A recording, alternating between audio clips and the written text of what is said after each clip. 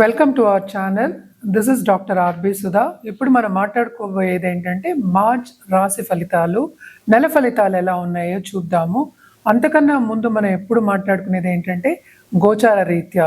ఎందుకంటే గోచార రీత్యానే ఒక్కొక్క రాశికి ప్రెడిక్షన్స్ అనేవి చెప్పడం జరుగుతుంది, ఫలితాలు అనేవి చెప్పడం జరుగుతుంది. కనుక ఫస్ట్ ఎక్కడెక్కడ ఏ గ్రహాలు ఉన్నాయో చూద్దాము.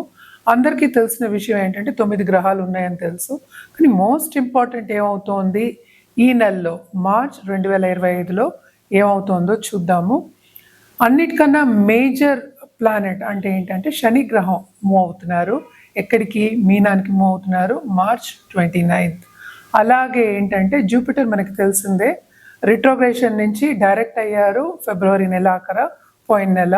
ఆయన వృషభంలోనే ఉన్నారు.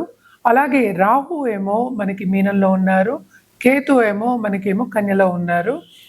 అదొకటి కాకుండా ఈ నెల ఇంకోటి మేజర్ థింగ్ ఏంటంటే కుజుడు ఏమో రిట్రోగ్రేషన్ నుంచి డైరెక్ట్ అయ్యారనమాట. అదొకటి కాకుండా సన్, అన్నిటికన్నా మేజర్ ప్లానెట్ మనం ఎప్పుడు మాట్లాడుకుంటూ ఉంటాము. గోచార రీత్యా ఆయన మార్చ్ 14th మీన రాశికి ప్రవేశిస్తున్నారనమాట. అలాగే మనం చూసాము అంటే వీనస్ ఏంటంటే రిట్రోగ్రేషన్కి వస్తున్నారు. అలాగే కంబషన్ కూడా అవుతుంది. అలాగే మెర్కురీ, వీనస్ అంటే మనకి తెలుసు శుక్రుడు, అలాగే మెర్కురీ బుధుడు, ఆయన ఏంటంటే మీనంలో ఉండి ఆయన కూడా రిట్రోగ్రేషన్ వెళ్తున్నారు. అలాగే ఏంటంటే మనకి కంబషన్ కూడా అవుతున్నారు అనమాట. సో 2 ప్లానెట్స్ అంటే బుధుడేమో నీచ స్థితిలో ఉన్నారు, శుక్రుడేమో ఉచ్చ స్థితిలో ఉన్నారు. కానీ అందరికీ తెలిసిన విషయం, మనం చాలా మాట్లాడుకున్నాము, అంటే 6 గ్రహాలు ఈ రాశిలో అంటే మీన రాశిలో కూడుతున్నాయి అన్నమాట. అంటే సన్నిహితం అవుతున్నాయి, అన్నీ కలిసి ఉంటున్నాయి. అది మార్చ్ 29th. అలాగే మనం చూసామంటే మోస్ట్ ఇంపార్టెంట్ మేజర్ ఈవెంట్స్ ఏంటంటే ఇదే నెల 2 గ్రహణాలు వస్తున్నాయి అన్నమాట. ఒకటేమో మనకి కనిపించదు, మనకి అంటే సూర్యగ్రహణం ఏమో కనిపించట్లేదు, మార్చ్ 29th వస్తుంది. పార్షియల్ గ్రహణమే, అది కనిపించట్లేదు. సో అన్ని రాశుల వారీగా ఎలా ఉంటుందో మనం రాశి ఫలితాలు అనేది చూద్దాము. కానీ మోస్ట్ ఇంపార్టెంట్ ఏంటంటే దేనికైనా సరే భయపడకుండా ఫస్ట్ మనం పరిహారం చేయాలి.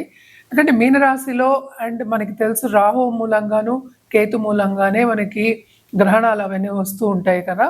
సో అటు కన్యకి ఎఫెక్ట్ అవుతోంది, అటేమో మనకి మీనానికి కూడా కొంచెం ఎఫెక్ట్ ఉందన్నమాట. కానీ మోస్ట్ ఇంపార్టెంట్, అన్నిటికన్నా ఇంపార్టెంట్ ఏంటంటే మకర రాశి వాళ్ళకి బాగుంటుంది. ఎందుకంటే ఏల్నట్స్ అనేది వెళ్ళిపోతుంది. ఎందుకు ఏల్నట్స్ అని వెళ్ళిపోతే ఏమవుతుందంటే వాళ్ళకి కొంచెం అంటే రిలీఫ్ అనేది ఉంటుంది. సో ఎవరెవరికి ఏల్నట్స్ అని ఉంది, ఇప్పుడేమో కుంభరాశికి ఏల్నట్స్ అని ఉంది, అలాగే మనకి మీనరాశికి ఏల్నట్స్ అని ఉంది, అలాగే మేషరాశికి ఏల్నట్స్ అనేది మొదలవుతోంది అనమాట. సో ఏల్నట్స్ అని మొదలవుతోంది మేషరాశి కంటే భయపడవలసిన అవసరం లేదు. కొన్ని పరిహారాలు చేసుకోవాల్సిందే. ఎప్పుడు మన పరిహారాలు అన్ని రాశుల వారిగా మనం చెప్తూనే ఉన్నాము.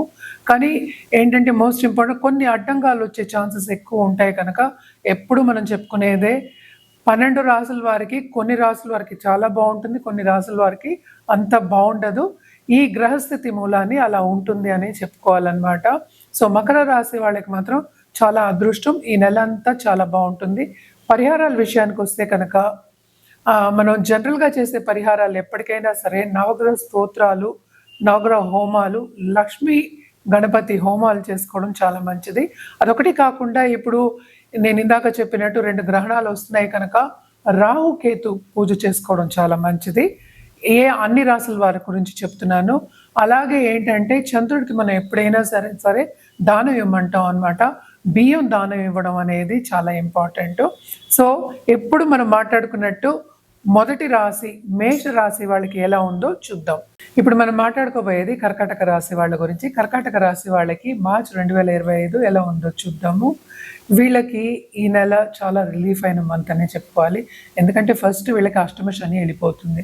మనకు తెలుసు అష్టమ శని ఉంటేనే కొంతవరకు ఏంటంటే ఫైనాన్షియల్ స్ట్రెయిన్ అనేది ఉంటుంది, డ్రెయిన్ అనేది ఉంటుంది. అంటే ఏంటంటే ఖర్చులు అధికమవుతాయి. అదొకటి కాకుండా కుటుంబ పరిస్థితి కూడా అంత అనుకూల పరిస్థితి ఉండదు, ఏదో ఒక అడ్డంగాలు వస్తూ ఉంటాయి అన్నమాట. ఇవన్నీ ఈ నెలలో towards end of this month తొలగిపోతాయి అన్నమాట. అదొకటి కాకుండాను మనం చూసాము అంటే 12th మార్స్ కూడా డైరెక్ట్ అయి ఉన్నారు. సో దూరపు దేశాల్లో ఉన్నవారు, ఫారిన్ టచ్ ఉన్నవాళ్ళు, ఫారినర్స్‌తో కొత్త ఇన్వెస్ట్‌మెంట్స్ తెచ్చుకునేవాళ్ళు, అలాగే ఫారినర్స్‌తో బిజినెస్ చేసేవాళ్ళు, అంటే విదేశ దేశాలు అని చెప్తున్నాననమాట. ఫారినర్స్ ఒకటే కాకుండాను. తప్పక వాళ్ళందరికీ చాలా బావుంటుంది. ఎందులో బావుంటుంది? కెరియర్ పాత్ అనేది బాగా డెవలప్ అవుతుంది. మంచి మంచి ఆపర్చునిటీస్ వస్తాయి. ఆపర్చునిటీస్ వచ్చినప్పటికీ వీళ్ళు తీసుకుని ముందుకెళ్ళడం అనేది జరుగుతుందనమాట. అలాగే వీళ్ళ లైఫ్ పాత్ గానీ, గోల్ గానీ వీళ్ళు రియలైజ్ చేసే ఒక మంత్ కింద వీళ్ళు తీసుకోవచ్చు. సో, ఇది కూడా కర్కాటక రాశి వాళ్ళకి తప్పక సక్సెస్ఫుల్ మంత్ అనే చెప్పాలన్నమాట. ఎందుకంటే కుటుంబ పరిస్థితి కూడా బాగుంటుంది, స్టేటస్ ఇంప్రూవ్ అయ్యే ఛాన్సెస్ ఎక్కువ కనిపిస్తున్నాయి.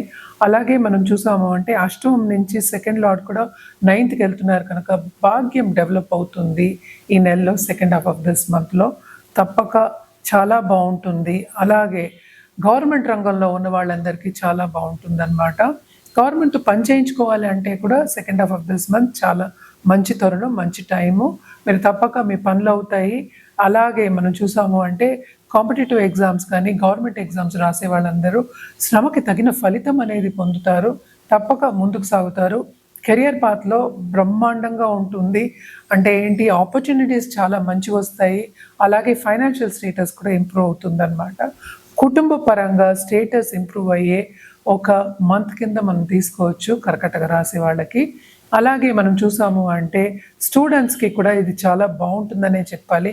ఎందుకంటే వాళ్ళు అనుకున్న మార్క్స్ అనేవి సాధిస్తారు. తప్పక చురుగ్గా అన్నిట్లోనూ పనిచేసుకుని అండ్ స్టడీస్లో కూడా చురుగ్గా ముందుకు సాగి వాళ్ళు అనుకున్న సబ్జెక్టులు, వాళ్ళు అనుకున్న మార్క్స్ తెచ్చుకునే ఒక దిశగా పయనిస్తారు అని చెప్పొచ్చు అనమాట. తప్పక బిజినెస్ పీపుల్ కూడా డెవలప్ అవుతుంది. ఎస్పెషలీ ఇండివిజువల్స్, అంటే ఏంటంటే విడిగా బిజినెస్ చేసే వాళ్ళకి కానీ, కన్సల్టెంట్స్ కానీ, ఏ కన్సల్టెన్సీ అయినా పర్వాలేదు. కానీ మోస్ట్ ఇంపార్టెంట్ మనం చెప్పుకోవాలి ఏంటంటే గవర్నమెంట్తో టచ్ ఉన్న వాళ్ళు, గవర్నమెంట్ కాంట్రాక్ట్స్ చేసేవాళ్ళు, అలాగే ఏంటంటే మనకి ట్రేడర్స్, జెమ్స్ ట్రేడర్స్, వీళ్ళందరికీ కూడా చాలా బాగుంటుందనే చెప్పాలన్నమాట.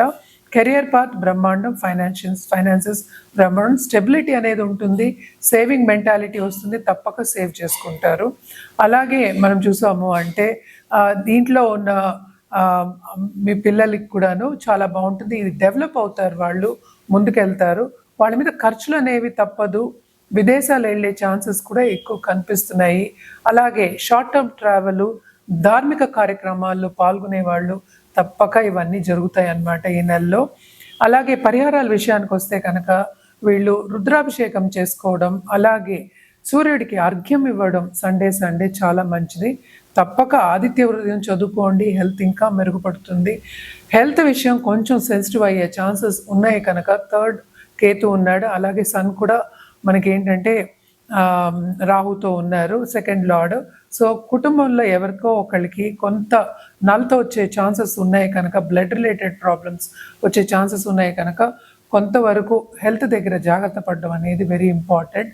అలాగే ఏంటంటే రెమెడియల్ మెషర్స్ కింద నేను ఇందాక చెప్పినట్టు అర్ఘ్యం ఇవ్వడం వెరీ వెరీ ఇంపార్టెంట్. అలాగే పిల్లలకి ఏంటంటే మనం బెల్లంతో కూడిన ఏదైనా భక్ష్యాలు చేసి పెడితే కనుక, పిండి వంటలు చేసి పెడితే కనుక ఇంకా మంచిదన్నమాట.